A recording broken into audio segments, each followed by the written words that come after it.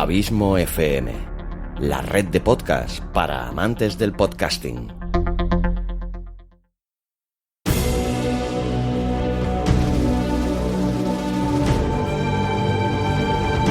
Una producción de Abismo FM y Lorincisus, creada para todos aquellos que quieren disfrutar de su tiempo libre escuchando grandes historias.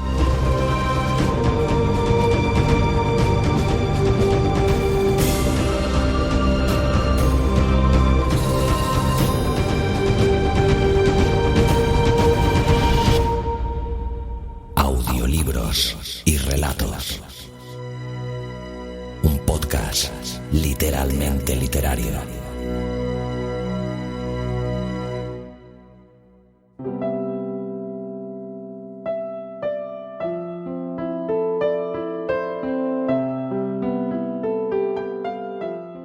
Hola, bienvenida, bienvenido un día más a Audiolibros y Relatos. Gracias por estar ahí. Mi nombre es Xavi Villanueva y en este nuevo capítulo te traigo una sorpresa, ya que hoy va a ser un capítulo especial. Hoy, en Audiolibros y Relatos, tengo el inmenso placer de traeros por primera vez una entrevista. Y no digo inmenso placer en vano, ya que el personaje entrevistado merece con creces el calificativo de inmenso, ya que muchos de los grandes autores de narrativa de ficción, tanto actuales como pretéritos, son deudores en mayor o menor medida del genio e ingenio del invitado que hoy te traigo a este humilde podcast.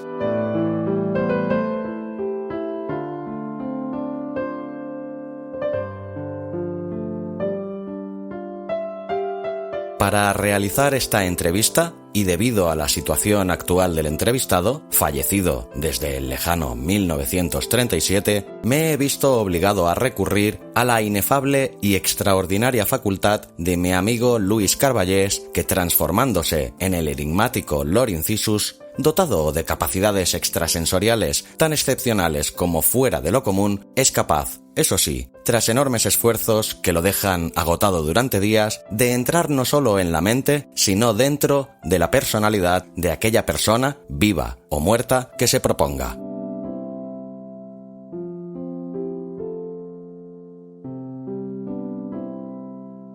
Evidentemente, tener un amigo con semejantes superpoderes es una auténtica bicoca.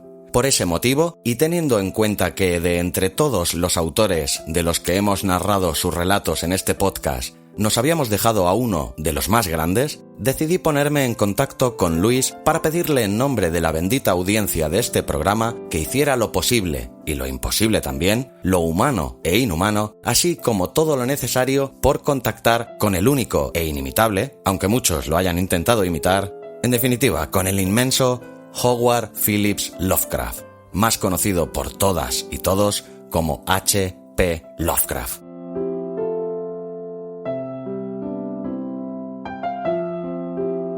He de confesar que Luis hizo esfuerzos suprahumanos por conseguir que hoy tengáis acceso a esta entrevista en exclusiva mundial con un autor desaparecido hace ya tantos años.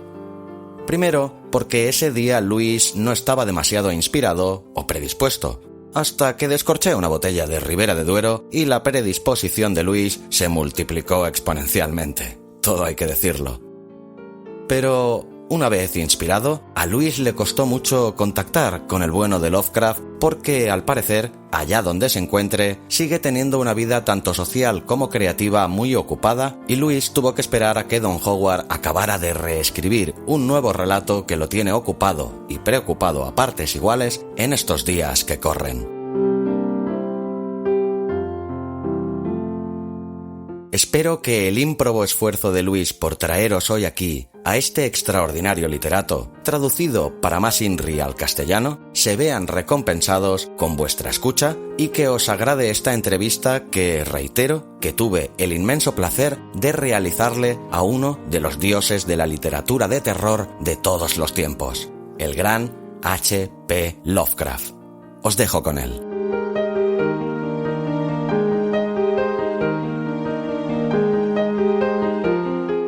¿Hola? ¿Señor Lovecraft? Espera, Xavi, que aún no estoy. Luis, puedes dejar ya el vino, que no hace falta que te lo acabes ya, y la audiencia está esperando. Uy, sí, perdona, ya me pongo, ya. Una cosa, Xavi, ¿puedes poner algo de música de ambientación? Es que así en frío ahora no me concentro. Sí, Luis, ya te la pongo. Hay que ver cómo se ponen de exquisitos estos artistas.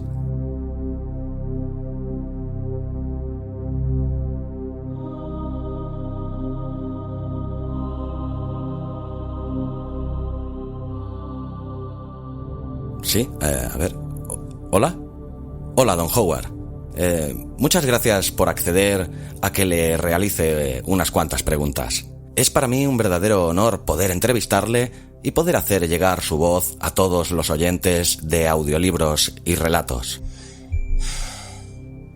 El honor es todo mío. Soy consciente de la relevancia que ha adquirido este podcast y del exquisito gusto de sus oyentes. La verdad, señor Lovecraft, es que estoy un poco nervioso. Nunca había entrevistado a nadie tan tremendamente trascendente y admirado, pero sobre todo, nunca había entrevistado a nadie que no estuviera vivo. Eso es algo enteramente subjetivo, si me permite la opinión. Si mis libros se siguen leyendo y mis palabras recitando, ¿quién pudiera admitir, de forma fehaciente, que no sigo vivo? Hombre, visto así, teniendo en consideración la prolijidad de su obra, entre sus múltiples creaciones literarias no hay ningún texto realmente autobiográfico. ¿Por qué? Para mí, la principal dificultad al escribir una autobiografía es encontrar algo importante que contar. Mi existencia ha sido reservada, poco agitada y nada sobresaliente. Y en el mejor de los casos, sonaría tristemente monótona y aburrida sobre el papel. Perfecto. Cuéntenos ahora un poco, si es usted tan amable, para todo aquel que pueda no saberlo, ¿de dónde es originario usted? Nací en Providence, Rhode Island, donde he vivido siempre, excepto por 2 pequeñas interrupciones, el 20 de agosto de 1890. De vieja estirpe de Rhode Island por parte de mi madre, y de una línea paterna de Devonshire domiciliada en el estado de Nueva York desde 1827. Puedo pecar de poco original, pero la verdad es que no puedo evitar la tentación de preguntarle de dónde nace su pasión por la literatura fantástica o de terror. Bueno, los intereses que me llevaron a la literatura fantástica aparecieron muy temprano, pues hasta donde puedo recordar claramente me encantaban las ideas e historias extrañas y los escenarios y objetos antiguos.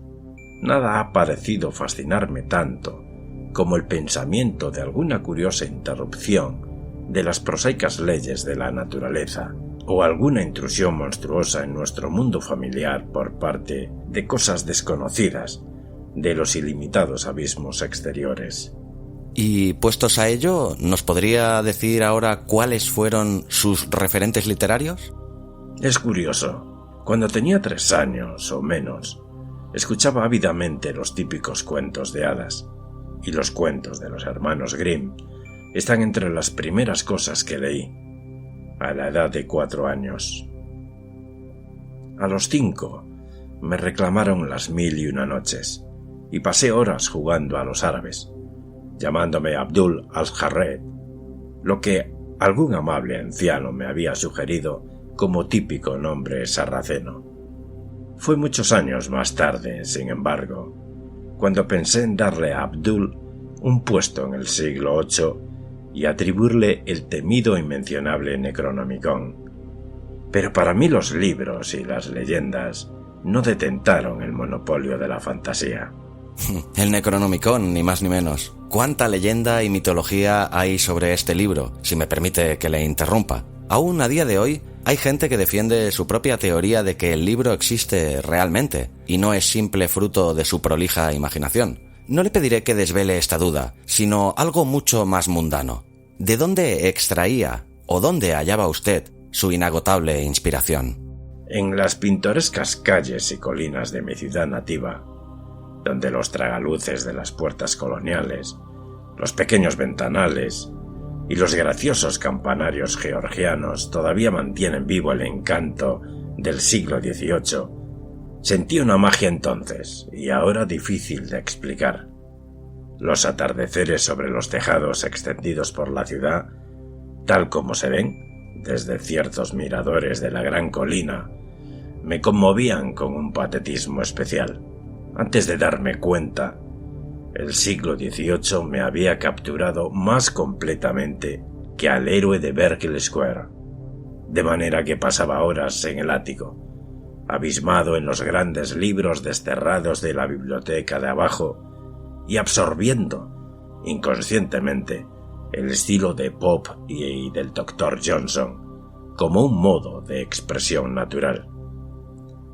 Esta absorción era doblemente fuerte debido a mi frágil salud, que provocó que mi asistencia a la escuela fuera poco frecuente e irregular. Uno de sus efectos fue hacerme sentir sutilmente fuera de lugar en el período moderno y pensar, por lo tanto, en el tiempo como algo místico y portentoso, donde todo tipo de maravillas inesperadas podrían ser descubiertas. Entiendo. Y aparte de ese elemento más geográfico y más urbano, ¿se inspiraba usted también en elementos más intangibles, más terrenales? Sí, también la naturaleza tocó intensamente mi sentido de lo fantástico. Mi hogar no estaba lejos de lo que por entonces era el límite del distrito residencial, de manera que estaba tan acostumbrado a los prados ondulantes, a las paredes de piedra, a los olmos gigantes, a las granjas abandonadas y a los espesos bosques de la Nueva Inglaterra rural como al antiguo escenario urbano. Este paisaje melancólico y primitivo me parecía que encerraba algún significado vasto pero desconocido, y ciertas hondonadas selváticas y oscuras cerca del río Seekonk adquirieron una aureola de irrealidad no sin mezcla de un vago horror.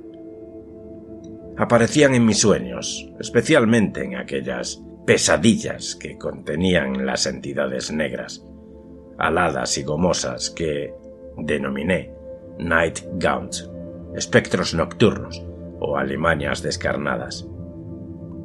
Cuando tenía 6 años, conocí la mitología griega y romana a través de varias publicaciones populares juveniles y fui profundamente influido por ella. Dejé de ser un árabe y me transformé en romano, adquiriendo de paso una rara sensación de familiaridad y de identificación con la antigua Roma, solo menos poderosa que la sensación correspondiente hacia el siglo XVIII. En un sentido, las dos sensaciones trabajaron juntas, pues cuando busqué los clásicos originales, de los cuales se tomaron los cuentos infantiles, los encontré, en su mayoría, en traducciones de finales del siglo XVII y del XVIII. El estímulo imaginativo fue inmenso, y durante una temporada creí realmente haber vislumbrado faunos y dríadas en ciertas arboledas venerables. Solía construir altares y ofrecer sacrificios a Pan, Diana, Apolo y Minerva. En este sentido, si me lo permite, podríamos decir que la estimulación de sus facultades creativas venía dada por la lectura de los clásicos. Pero, ¿qué otros elementos diferentes alimentaron su creatividad? En este periodo, las extrañas ilustraciones de Gustave Duré, que conocí en ediciones de Dante, Milton y la balada del antiguo marinero, me afectaron poderosamente. Por primera vez empecé a intentar escribir. La primera pieza que puedo recordar fue un cuento sobre una cueva horrible, perpetrado a la edad de 7 años y titulado The Noble Eavesdropper, el noble fisgón. Este no ha sobrevivido, aunque todavía poseo 2 hilarantes esfuerzos infantiles que datan del año siguiente. The Mysterious Ship, la nave misteriosa, y The Secret of the Grave, el secreto de la tumba, cuyos títulos exhiben suficientemente la orientación de mi gusto.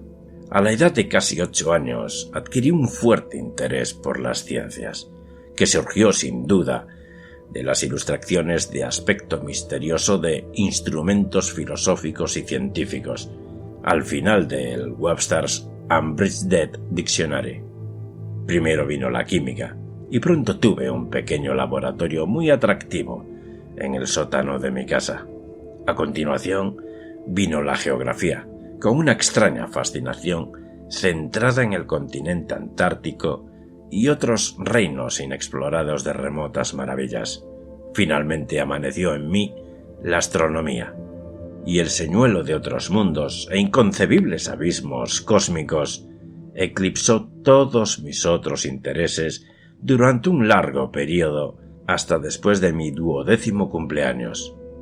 Publicaba un pequeño periódico hectografiado titulado The Rhode Island Journal of Astronomy y finalmente, a los 16, irrumpí en la publicación real en la prensa local con temas de astronomía, colaborando con artículos mensuales sobre fenómenos de actualidad para un periódico local y alimentando la prensa rural semanal con misceláneas más expansivas. Ciertamente, señor Lovecraft, se le puede considerar un genio realmente precoz. Todo este elenco de escritos lo produjo durante su educación primaria. Estoy deseoso de saber cuál fue su producción literaria durante los años siguientes, la verdad.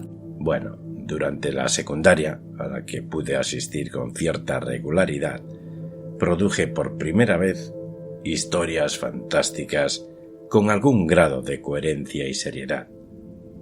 Eran en gran parte basura, y destruí la mayoría a los 18, pero una o dos, probablemente, alcanzaron el nivel medio del pulp.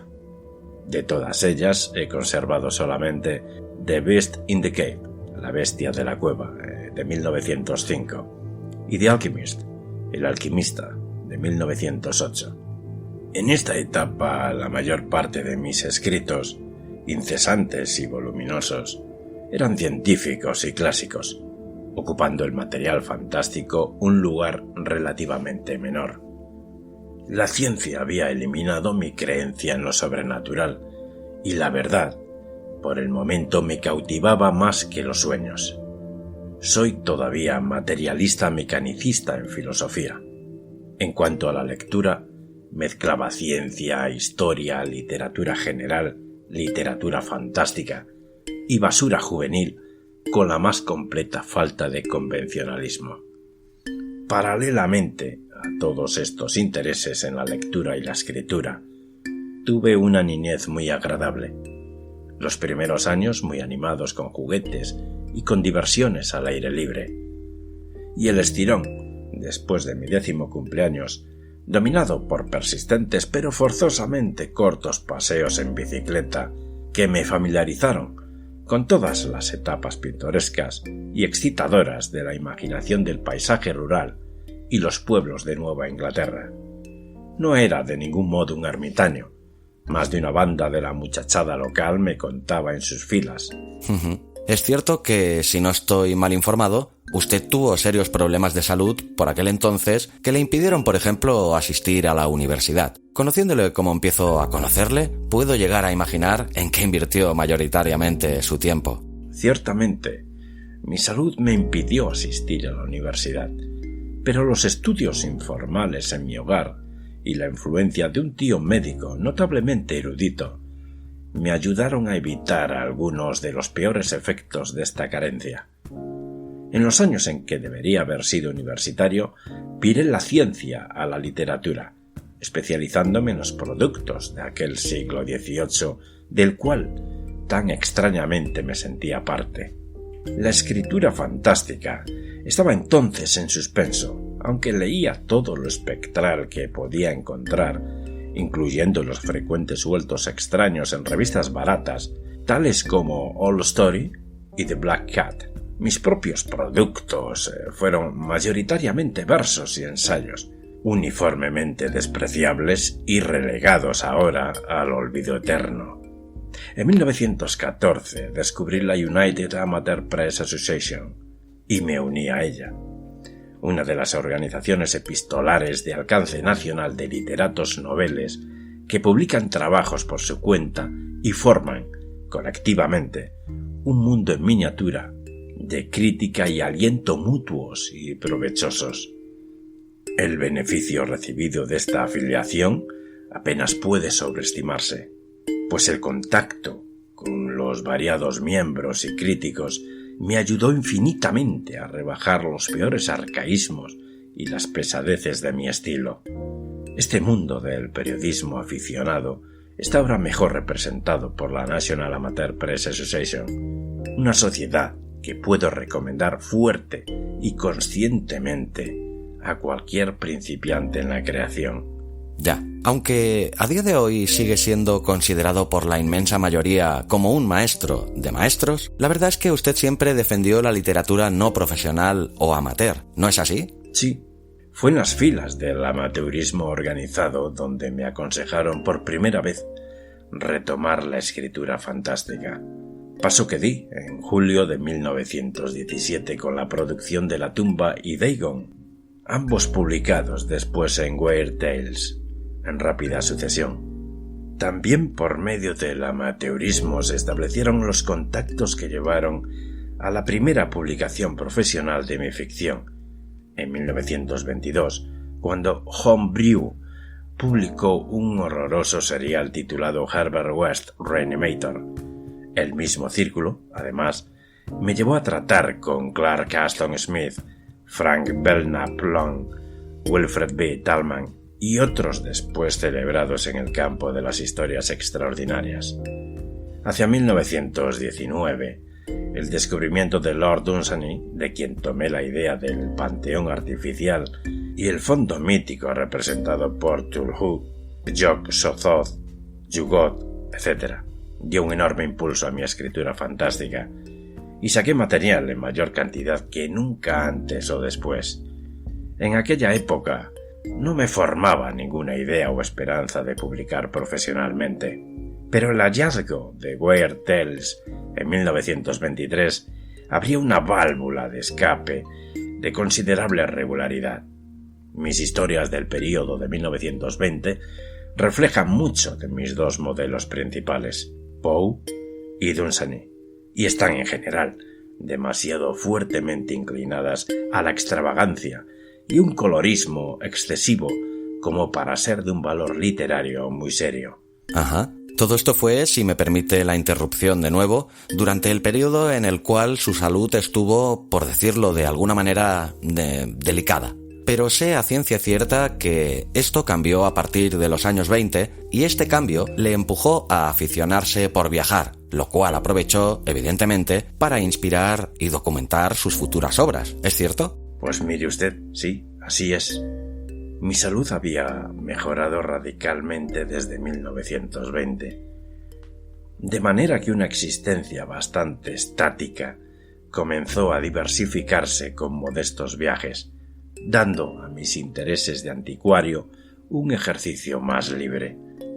Mi principal placer fuera de la literatura pasó a ser la búsqueda evocadora del pasado de antiguas impresiones arquitectónicas y paisajísticas en las viejas ciudades coloniales y caminos apartados de las regiones más largamente habitadas de América. Y gradualmente me las he arreglado para cubrir un territorio considerable desde la glamorosa Quebec en el norte hasta el Tropical Gay Western al sur y el colorido Natchez y New Orleans por el oeste. Entre mis ciudades favoritas, aparte de Providence, están Quebec, Portsmouth, New Hampshire, Salem y Marblehead, en Massachusetts. Newport, en mi propio estado, Filadelfia, Annapolis, Richmond, con su abundancia de recuerdos de Poe, la Charleston del siglo XVIII, San Agustín del XVI y la soñolienta Natchez, en su peñasco vertiginoso y con su interior subtropical magnífico. Las Arkham y Kingsport, que salen en algunos de mis cuentos, son versiones más o menos adaptadas de Salem y Marblehead. Mi Nueva Inglaterra nativa y su tradición antigua y persistente se han hundido profundamente en mi imaginación y aparecen frecuentemente en lo que escribo. Y ahora, señor Lovecraft, descríbanos brevemente cómo es el lugar desde el que nos está hablando en este preciso momento y cómo ha influido este en su obra. Vivo actualmente en una casa de 130 años de antigüedad, en la cresta de la antigua colina de Providence, con una vista arrobadora de ramas y tejados venerables desde la ventana encima de mi escritorio. Ahora está claro para mí que cualquier mérito literario real que posea está confinado a los cuentos oníricos de sombras extrañas y exterioridad cósmica, a pesar de un profundo interés en muchos otros aspectos de la vida y de la práctica profesional de la revisión general de prosa y verso. ¿Por qué es así? No tengo la menor idea. Nosotros, señor Lovecraft, ya sabemos más que de sobra el devenir de sus obras, muchas de las cuales son cumbres de la literatura de todos los tiempos. Pero teniendo en cuenta que usted se encuentra en estos precisos momentos, muchas décadas atrás en el tiempo, ¿cuáles son sus expectativas con respecto al éxito o la repercusión que puedan llegar a tener sus escritos? Con respecto a lo primero que ha dicho, no tengo la más remota idea de qué me quiere decir. Con respecto a su pregunta, no me hago ilusiones con respecto al precario estatus de mis cuentos, y no espero llegar a ser un competidor serio de mis autores fantásticos favoritos, Poe, Arthur Machen, Dunsany, Algernon Blackwood, Walter de la Mare. La única cosa que puedo decir en favor de mi trabajo es su sinceridad. Rechazo seguir las convenciones mecánicas de la literatura popular, o llenar mis cuentos con personajes y situaciones comunes, pero insisto en la reproducción de impresiones y sentimientos verdaderos de la mejor manera que pueda lograrlo. El resultado puede ser pobre, pero prefiero seguir aspirando a una expresión literaria seria antes que aceptar los estándares artificiales del romance barato. He intentado mejorar y hacer más sutiles mis cuentos con el paso de los años, pero no logré el progreso deseado. Algunos de mis esfuerzos han sido mencionados en los anuarios de O'Brien y O'Henry, y unos pocos tuvieron el honor de ser reimpresos en antologías. Pero todas las propuestas para publicar una colección han quedado en nada. Es posible que 1 o 2 cuentos cortos puedan salir como separatas dentro de poco.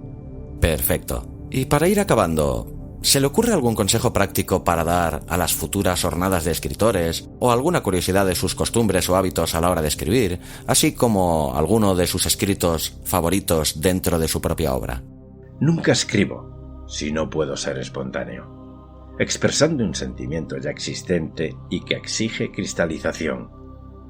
Algunos de mis cuentos involucran sueños reales que he experimentado.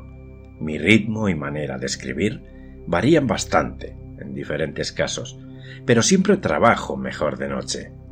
De mis producciones, mis favoritos son The Color Out of Space, El color que cayó del cielo, y The Music of Eric Zahn, la música de Eric Zahn, en el orden citado.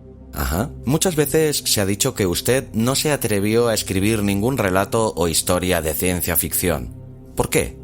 Dudo si podría tener algún éxito en el tipo ordinario de ciencia ficción.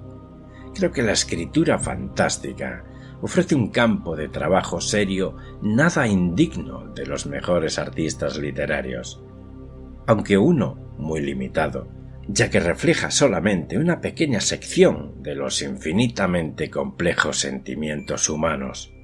La ficción espectral debe ser realista y centrarse en la atmósfera, confinar su salida de la naturaleza al único canal sobrenatural elegido y recordar que el escenario, el tono y los fenómenos son más importantes para comunicar lo que hay que comunicar que los personajes y la trama. La gracia de un cuento verdaderamente extraño es simplemente alguna violación o superación de una ley cósmica fija, una escapada imaginativa de la tediosa realidad. Por lo tanto, son los fenómenos más que las personas los héroes lógicos. Los horrores, creo, deben ser originales. El uso de mitos y leyendas comunes es una influencia debilitadora. La ficción publicada actualmente en las revistas, con su orientación incurable hacia los puntos de vista sentimentales convencionales, estilo enérgico y alegre, y artificiales tramas de acción no puntúan alto.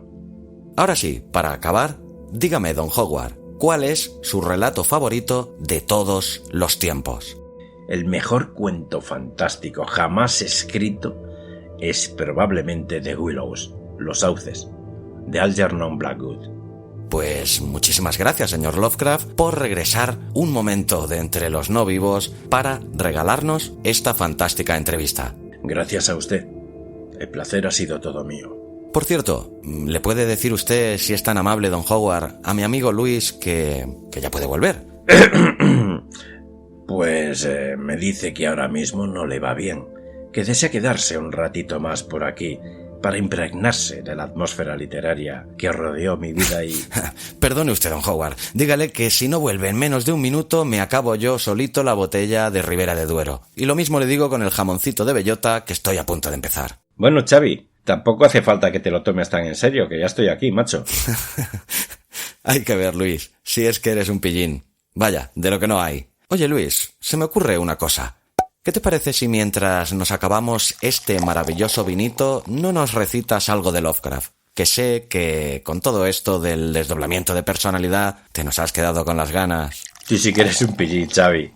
¿Cómo me conoces, canalla? Pues, si te parece, o mejor dicho, si os parece, amigos de audiolibros y relatos, os voy a recitar un maravilloso poema de H.P. Lovecraft, que se llama Antrófobos. Perfecto. Pues, como siempre, esperamos que sea de vuestro agrado y que lo disfrutéis. El gran Luis Carballés, transformado en Lord Incisus, nos recita Antrófobos, del gran Lovecraft.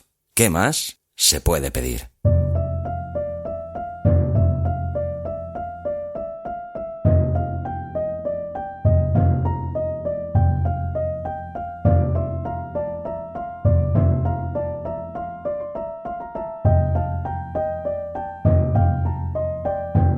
Brillando en el cielo de medianoche, sobre los abismos etéreos y distantes, me acechaba, anhelante, una seductora, resplandeciente estrella.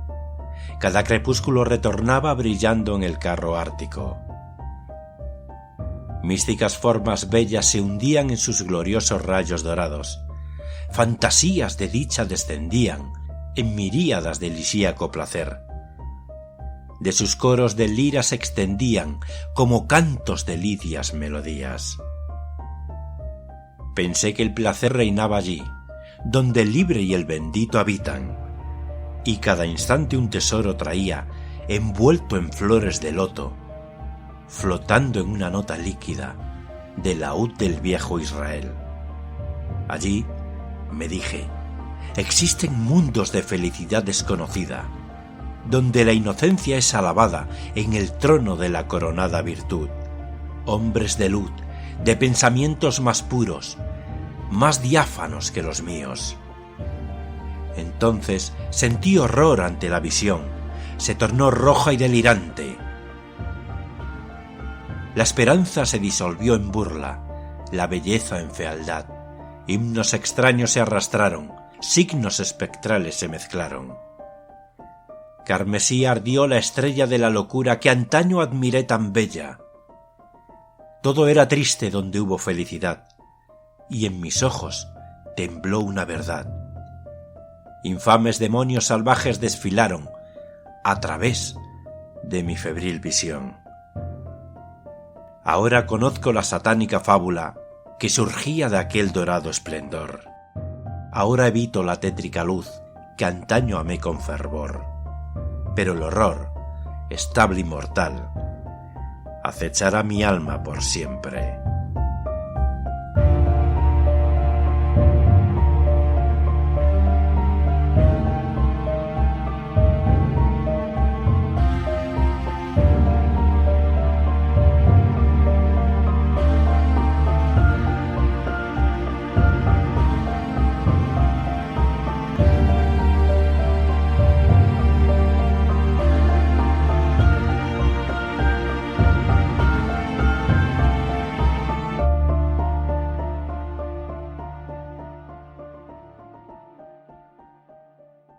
Si te ha gustado el relato, ayúdanos a hacer crecer este proyecto compartiéndolo en tus redes sociales o dejándonos un comentario tanto en el propio podcast como en su correspondiente artículo en la web abismofm.com.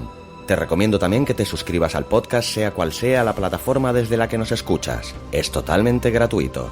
Si crees que nuestro proyecto es interesante, déjanos un tweet dándonos tu opinión con el hashtag audiolibros y relatos. Para seguirnos y comentarnos, sugerencias y peticiones, nos encontrarás tanto en Facebook como en Twitter, como Abismo FM y Lorincisus respectivamente. Audiolibros y relatos. Un podcast literalmente literario.